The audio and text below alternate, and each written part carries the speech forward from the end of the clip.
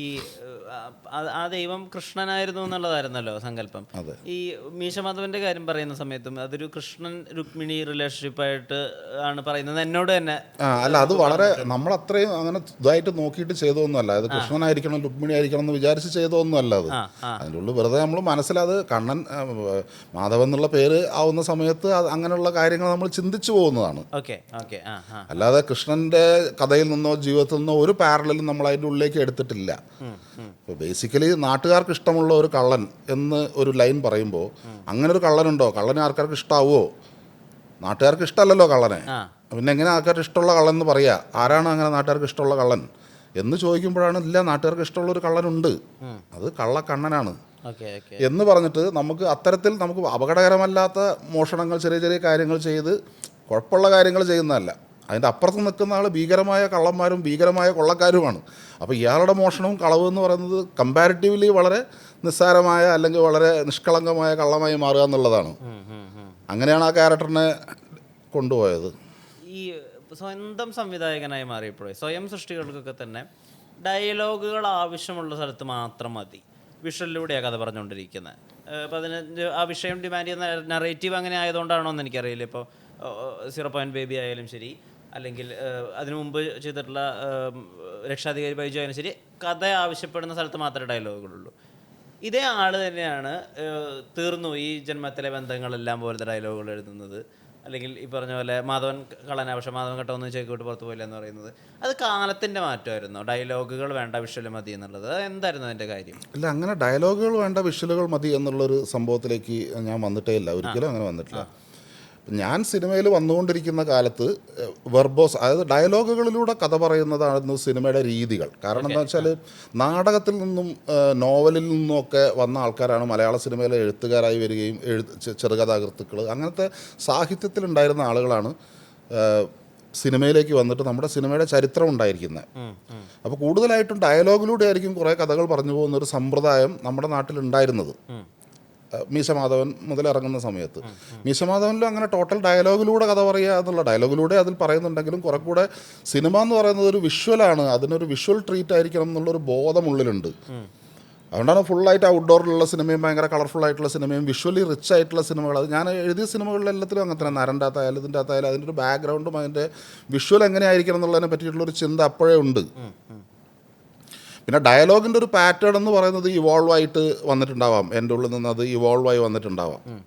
കൂടുതലായിട്ടും ഇപ്പോൾ നമ്മൾ മറ്റൊരു ഡയറക്ടർ സംവിധാനം ചെയ്യാൻ വേണ്ടിയിട്ട് ഒരു കഥ എഴുതി കൊടുക്കുന്ന സമയത്ത് അത് കുറച്ചൊന്ന് അങ്ങോട്ടോ ഇങ്ങോട്ടോ എടുത്തു മാറിയാലും അതിൻ്റെ കൊണ്ട് വേറെ കുഴപ്പങ്ങൾ ഉണ്ടാവരുത്. അതിൻ്റെ അർത്ഥം തെറ്റി വായിക്കപ്പെടരുതാത്ത അത്ര സെൻസിറ്റീവായിട്ടുള്ള കാര്യങ്ങൾ നമ്മൾ എടുക്കാറില്ല ഞാൻ പൊതുവേ. അതൊരു അമ്പിളി അമ്മാവൻ കഥ പോലെ ആണ് എടുക്കുക. അതിന് ജീവിതവുമായിട്ട് വലിയ ബന്ധമൊന്നും ഉണ്ടാവില്ല. ജീവിതവുമായി ബന്ധമുണ്ടെന്ന് അതിനെ തോന്നിപ്പിക്കുകയാണ് നമ്മൾ ചെയ്യുന്നത്. അതൊരു പാരബിൾ പോലെയാണ് പൊതുവേ എൻ്റെ കഥകളൊക്കെ. ഇപ്പം മീശമാധവനായിക്കോട്ടെ, നരനായിക്കോട്ടെ, മനസ്സിനക്കര ആയിക്കോട്ടെ, അച്ചുവിൻ്റെ അമ്മ ആയിക്കോട്ടെ, എല്ലാത്തിനും ഒരു സാരോപദേശ കഥയുടെ ഒരു പാരബിളിൻ്റെ സ്വഭാവത്തിലാണ് ആ കഥകളൊക്കെ ഉള്ളത്.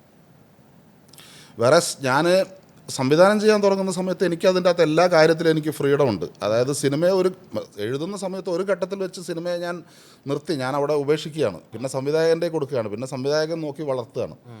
ഒരു പെറ്റമ്മയും ഒരു പോറ്റമ്മയും പോലെ അങ്ങനെ വളർത്തുകയാണ്. വേറെ എനിക്കതിലപ്പുറത്തേക്ക് കൂടുതൽ കാര്യങ്ങളിലൊന്നും ഇടപെടാൻ പറ്റില്ല. അപ്പോൾ സിനിമ എന്ന് പറയുന്നത് വിഷ്വൽ ലാംഗ്വേജ് ആയതുകൊണ്ട് തന്നെ അതിൻ്റെ അകത്ത് ഷോർട്ട് ലെൻസ് കൊണ്ടാണ് കഥ പറയുന്നത്. അപ്പോൾ ലെൻസിങ്ങും അത് ഏത് റേഞ്ചിൽ നിന്ന് കാണണം എന്നുള്ളതൊക്കെ സിനിമയുടെ നെറേറ്റീവിൽ ഭയങ്കര ഇമ്പോർട്ടൻ്റ് ആയിട്ടുള്ളൊരു കാര്യമാണ്. അങ്ങനെ ഒരു ബോധം എനിക്ക് വളരെ നേരത്തെ തന്നെ ഉണ്ട്. ഞാൻ ഫോട്ടോഗ്രാഫർ എടുത്ത് കണ്ടു കഴിഞ്ഞാലും ഉണ്ട്. ഞാൻ സംവിധാനം ചെയ്ത് തുടങ്ങിയപ്പോൾ തന്നെ കാണാൻ തുടങ്ങും. അതെനിക്ക് വളരെ നേരത്തെ ഉണ്ട്. പക്ഷേ നാട്ടിലുള്ള സമ്പ്രദായം അങ്ങനെയൊന്നും അല്ല. ആ രീതിക്കല്ല ഇവിടെയുള്ള സംവിധായകരോ ഇവിടെയുള്ള ചലച്ചിത്ര പ്രവർത്തകരോ സിനിമയെ സമീപിച്ചുകൊണ്ടിരുന്നത് ഞാൻ വരുന്ന സമയത്ത്. അപ്പോൾ എൻ്റെ കാഴ്ചപ്പാടിൽ നിന്നും ഭയങ്കര മാറിക്കൊണ്ടാണ് ഇവിടെയുള്ള സിനിമേൻ്റെ. അപ്പോൾ ഞാൻ ഇതിനോട് അഡാപ്റ്റ് ചെയ്ത് ചെയ്യുക ചെയ്തത്. ഇപ്പോൾ ചെറുപ്പത്തിലാണെങ്കിലും ഞാൻ ഇങ്ങനെ ഒരുപാട് ഫസ്റ്റ് ഡേ ഫസ്റ്റ് ഷോ പോയി കാണുന്ന ആളോ അല്ലെങ്കിൽ ഏതെങ്കിലും നായകന്മാരുടെ ഫാനായിട്ട് നടക്കുന്ന ആളോ അങ്ങനത്തെ ഒരു സിനിമ ഇങ്ങനെ എല്ലാ സിനിമയും ഇറങ്ങി പോയി കാണുന്ന ആളൊന്നും ആയിരുന്നില്ല. വളരെ ചെറുപ്പം മുതലേ തന്നെ എനിക്ക് ക്ലാസിക്കുകളായിട്ടുള്ള സിനിമകൾ, ലോക ക്ലാസിക്കുകൾ, അങ്ങനത്തെ കാര്യങ്ങളൊക്കെ കാണാനുള്ള അവസരം എനിക്കുണ്ടായി. അപ്പം അങ്ങനത്തെ ഒരു ഫിലിം എഡ്യൂക്കേഷനിലൂടെയാണ് ഞാൻ വന്നത്. ഫേവറേറ്റ് എന്നുള്ളതല്ല, ഞാൻ ഇവിടെയുള്ള എഴുത്തുകാരെ പറ്റിയോ സംവിധായകരെ പറ്റിയോ ഒന്നും എൻ്റെ വാക്കുകളിൽ എവിടെയും വരൂല. ആ അതിപ്പോഴും ഞാൻ സംസാരിക്കുന്നവർ അങ്ങനെ വരും. ഇൻ്റർനാഷണൽ പഴയ ഡയറക്ടേഴ്സും ഇൻ്റർനാഷണൽ ഡയറക്ടേഴ്സിൻ്റെ ഒക്കെ പേരുകൾ എൻ്റെ നാക്കിൽ വരും. ഓക്കെ. കാരണം ഞാൻ വളരെ ചെറുപ്പം തൊട്ടേ അങ്ങനത്തെ സിനിമകളാണ് ഞാൻ കാണാൻ തുടങ്ങിയത്.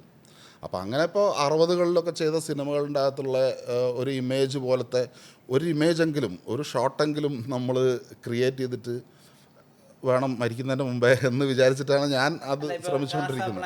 ഒരു ഷോട്ട്, അങ്ങനെ ഒരു ഷോട്ട് വേണം, അങ്ങനെയൊക്കെ ആഗ്രഹം ഉണ്ടായിരുന്നു. കസാബ്ലാങ്കയിലെ ഒരു ഷോട്ട് എന്നുള്ള പോലെയല്ല ഷോട്ടിൻ്റെ. അതിൻ്റെ അകത്ത് നമ്മൾ എങ്ങനെയാണ് ഈ കഥാപാത്രങ്ങൾക്ക് ഇവർ ജീവൻ കൊടുക്കുന്നത് എന്നുള്ളത്. സി, ക്യാരക്ടേഴ്സ് ആർ ബ്രീത്തിങ്, അവർക്ക് ജീവനുണ്ട് കഥാപാത്രങ്ങൾക്ക്. അത് പഴയ നമ്മൾ സൈലൻറ്റ് സിനിമേൻ്റെ അകത്ത് പോലും നോക്കിയാലും നമുക്ക് കാണാം. അപ്പോൾ ചില സൈലൻറ്റ് സിനിമകളൊക്കെ ഉണ്ട്, എക്സ്പ്രഷൻ സിനിമകളൊക്കെ, ഡയലം ഫോർ മേർഡർ എന്നൊക്കെ പറയുന്ന പോലത്തെ സിനിമകളും. അപ്പോൾ അതിൻ്റെ അകത്തൊക്കെയുള്ള ഒരു ഇമേജിൻ്റെ അകത്ത് നമ്മൾ കാണുന്ന ലൈഫ്, ബ്രീതിങ് ക്യാരക്ടർക്ക് ശ്വാസമുണ്ട്, അവർ ശരിക്കും ജീവനുള്ളവരാണ്, അവർ ജീവിച്ചിരിക്കുന്നവരാണ്, അവരുടെ സൈക്കോളജി കറക്റ്റാണ്, അവരുടെ തിങ്കിങ് കറക്റ്റാണ്, അവരുടെ മൈക്രോ എക്സ്പ്രഷൻസ് കറക്റ്റാണ്. അത്രയും എങ്ങനെയാണ് അത്രയും സൂക്ഷ്മമായി കൊണ്ടൊരു കഥാപാത്രത്തെ നിർമ്മിക്കുന്നത് എന്നുള്ളത് അതിശയിപ്പിക്കുന്ന കാര്യമാണ്. പഴയ ഇപ്പോൾ അഗീറെ ദ റാത്ത് ഓഫ് ഗോഡൊക്കെ കണ്ടു കഴിഞ്ഞിട്ടുണ്ടെങ്കിൽ എങ്ങനെയാണ് ഇയാളെ കൊണ്ട് ഇത് അഭിനയിപ്പിച്ചിട്ടുണ്ടാവുക, എങ്ങനെയായിരിക്കും ഇത് എഴുതിയിട്ടുണ്ടാവുക, എടുത്തിട്ടുണ്ടാവുക എന്ന് ഇപ്പോഴും അത്ഭുതം തോന്നുന്നു നമുക്ക്. 60കളിലെ സിനിമയാണതൊക്കെ. അപ്പോൾ അത്തരത്തിലുള്ള സിനിമകളോട്, അത്തരത്തിലുള്ള ഇമേജുകളോട് മാച്ച് ചെയ്യാൻ വേണ്ടിയിട്ടാണ് എപ്പോഴും ഉള്ളിൽ നിന്ന് എൻ്റെ ഉള്ളിൽ കിടക്കുന്ന പാഷനും എൻ്റെ ഉള്ളിൽ കിടക്കുന്ന ആഗ്രഹവും അതിനോടാണ്. പക്ഷെ നമ്മുടെ നാട് ഇതിന് വളവുമില്ല വെള്ളവുമില്ലാതെ കിടക്കുന്ന അവസ്ഥയിലാണ്. കണ്ടിട്ടുണ്ട്. അതൊക്കെ തന്നെ ഞാൻ കണ്ടിരിക്കുന്ന സിനിമകൾ. ഞാനൊക്കെ എല്ലാ റെട്രോസ്പെക്റ്റീവാണ് കണ്ടത്. എല്ലാ മെയിൻ മാസ്റ്റേഴ്സിൻ്റെയും ഒരുവിധം എല്ലാ സിനിമകളും ഞാൻ കണ്ടിട്ടുണ്ട്. റെട്രോസ്പെക്റ്റീവാണ് കാണുന്നത്. ഒരു പാക്കേജ് എടുത്ത് അത് അങ്ങനെയോട്ട് കാണുക ചെയ്യുന്നത്. ഇത് വർഷം ചെറുപ്പം എന്ന് പറയുമ്പോൾ ഒരു 80കൾ 90കളാണല്ലോ. 90കൾ 80കളുടെ അവസാനവും 90കളും എന്നാണ് ഉള്ളത് എൻ്റെ 90കളിൽ. അപ്പം ഞാൻ 10ാം ക്ലാസ്സിലൊക്കെ പഠിക്കുന്ന കാലം തൊട്ടേ ഞാൻ അങ്ങനെ സിനിമകൾ കാണുന്നതാണ്. അന്നിപ്പോൾ ഇൻ്റർനെറ്റ് ഒന്നും ഇല്ലല്ലോ, നമുക്ക് സിനിമ കാണാനുള്ള സൗകര്യമൊന്നുമില്ല. ഒഡേസയായിരുന്നു എൻ്റെ തട്ടകം. ഒഡേസയിൽ ഞാൻ പോകുന്ന സമയത്ത് ജോൺ അബ്രഹാമൊക്കെ എൻ്റെ കാലം കഴിഞ്ഞു. ജോൺ അബ്രഹാം മരിച്ചു. അതിനുശേഷം ഒഡേസ ആരും നോക്കാനില്ല, ആരുമില്ല. അവിടെ ഒരു അമ്മദ്ക്ക മാത്രമുണ്ട്, ടെലിഫോൺസിൽ വർക്ക് ചെയ്യുന്ന അമ്മദ്ക്ക. ആ AC വില്ല എന്ന് പറയുന്ന നടക്കാവിലുള്ള ഓഫീസിന് വാടക കൊടുത്ത് ആ അസറ്റ്സൊക്കെ ഒരു അതിനൊക്കെ കാവലിരിക്കുകയാണ്. അദ്ദേഹത്തിന് ഫാമിലി ഒന്നും ഉണ്ടായിരുന്നില്ല, കല്യാണമൊന്നും കഴിച്ചിട്ടുണ്ടായിരുന്നില്ല അദ്ദേഹം. അപ്പോൾ അവിടെ ഒരു 16mm പ്രൊജക്ടർ ഉണ്ട്, കുറേ 16mm കുറേ ഡോക്യുമെൻ്ററി ഫിലിംസ്, അങ്ങനെ കാര്യം ഒഡേസയുടെ കയ്യിലുള്ള കുറേ സാധനങ്ങളുണ്ടായിരുന്നു. പിന്നെ ഒഡേസ ജേണലിന് വേണ്ടിയിട്ട്, അതായത് ഒഡേസ ജേണൽ ഉണ്ടായിരുന്നു. ഒഡേസ ജേണൽ അവിടെ മുടങ്ങി കിടക്കുകയായിരുന്നു. അപ്പോൾ കുറേ കാലം ആരും ചെയ്യാനില്ലാതെ അതങ്ങനെ കിടന്ന സാധനത്തിന് അപ്പോൾ നമ്മുടെ എന്ത് പ്രിൻറ്റിങ് ആയെന്ന് പറയുന്നത് മറ്റേ ഇതില്ലേ ഓഫ്സെറ്റ് പ്രിൻറ്റിങ്ങിന് വേണ്ടിയിട്ടുള്ള ഈ ബട്ടർ പേപ്പർ മാതിരത്തെ ഒരു സാധനത്തിൻ്റെ മുകളിൽ ഇത് പ്രിൻറ്റ് ചെയ്ത് അടിച്ചു വെച്ചിട്ടുണ്ട്. അങ്ങനെ കുറേ ലേഖനങ്ങൾ അടിച്ചു വെച്ചിട്ടുണ്ട്. ഇനി അത് നമ്മൾ വെട്ടി ഒട്ടിച്ച് ലേ ഔട്ട് ചെയ്ത് ഫോട്ടോ വെച്ച് ചിത്രം വെച്ച് ഇതൊരു ബുക്കായിട്ട് പബ്ലിഷ് ചെയ്യണം. അപ്പോൾ അതിന് വേണ്ട ഫണ്ടായിക്കോട്ടെ, അതിന് വേണ്ട കാര്യങ്ങളായിക്കോട്ടെ, അതൊക്കെ നമ്മൾ തന്നെ കണ്ടെത്തണം. അപ്പോൾ അവിടെ ആരും ഉണ്ടായിരുന്നില്ല. അപ്പം ഞാനും എൻ്റെ ഒരു ഫ്രണ്ട്, കോളേജ് പഠിക്കുന്ന എൻ്റെ കൂടെ ഉണ്ടായിരുന്ന മലയാളത്തിൽ പഠിച്ചുകൊണ്ടിരുന്ന ഒരു ഫ്രണ്ട്, പുള്ളി ചിത്രം വരയ്ക്കും, ദിലീപ്. അപ്പോൾ ഞങ്ങൾ രണ്ടുപേരും കൂടെ പോയി ഇരുന്നിട്ട് ഈ സാധനം വെട്ടിയൊട്ടിച്ച് ഇത് ഉണ്ടാക്കാൻ തുടങ്ങി. ഈ ഒഡേസ ജേണൽ ഇറക്കി.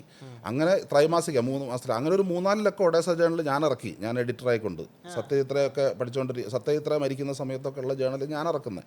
അതിൻ്റെ സെൻട്രൽ സ്പെഡിൽ സത്യജിത്രയുടെ അനുസ്മരണം ഒരൊറ്റ വരിയിൽ ഉള്ള അനുസ്മരണമായിരുന്നു. അത് ഞാനാണ് എഴുതിയത്. അത് എനിക്ക് കൃത്യമായിട്ട് ഓർമ്മയില്ല. അത് ദിലീപിൻ്റെ കയ്യിൽ ചിലപ്പോൾ അതിൻ്റെ കോപ്പി ഉണ്ടാവും. എൻ്റെ അടുത്ത് കോപ്പി അതിൻ്റെ അകത്തില്ല. ഏറെക്കുറെ സത്യജിത്രയുടെ ജീവിതം, അതായത് ജനനം മുതൽ മരണം വരെയുള്ള ഒരു സെഗ്മെൻറ്റിൽ അവസാനിക്കുന്നതല്ല ജീവിതം എന്ന് പറഞ്ഞിട്ടുള്ളൊരു സാധനമാണ്. കാരണം അത് അതിൻ്റെ മുമ്പും ഉണ്ട്, ഇനി തുടരുകയും ചെയ്യുമെന്ന് പറയുന്ന പോലത്തെ ഒരൊറ്റ വരയേ ഉള്ളൂ.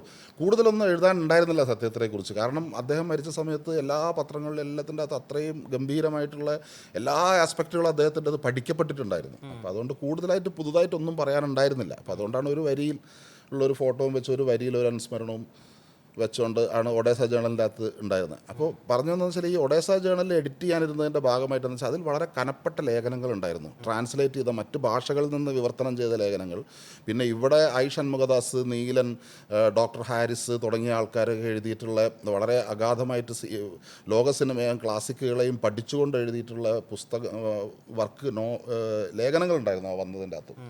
അപ്പോൾ അതിൻ്റെ അകത്ത് ഡയറക്ടേഴ്സിൻ്റെ പേര്, അവരുടെ സിനിമകളുടെ പേര്, അവരുടെ പ്രത്യേകതകൾ. ഇപ്പോൾ ഐ ഷൺമുഖദാസിൻ്റെ മലകളിൽ മഞ്ഞ് പെയ്യുന്നു എന്ന് പറയുന്ന ഒരു പുസ്തകമുണ്ട്. അങ്ങനത്തെ പുസ്തകങ്ങളിൽ അതിലൊക്കെ ഈ സിനിമകളുടെ റെഫറൻസ് അവർ എഴുതിയിട്ടുണ്ട്.